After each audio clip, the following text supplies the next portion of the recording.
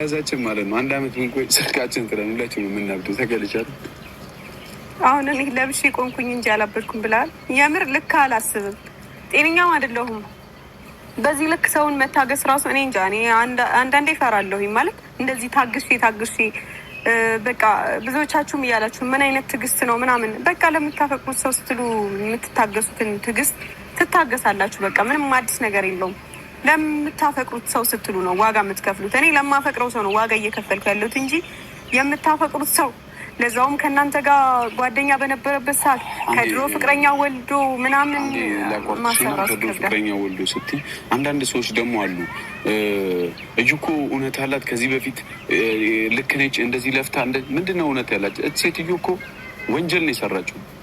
ወንድ ልጅ አስገድዶ መድፈር ነው እንደው የሚባለው አይደል እንዴ? በነገራችን ላይ ማውራት አልፈልግም እንጂ እኮ ወንድ ልጅ ተገድዶ ይደፈራል እንዴ?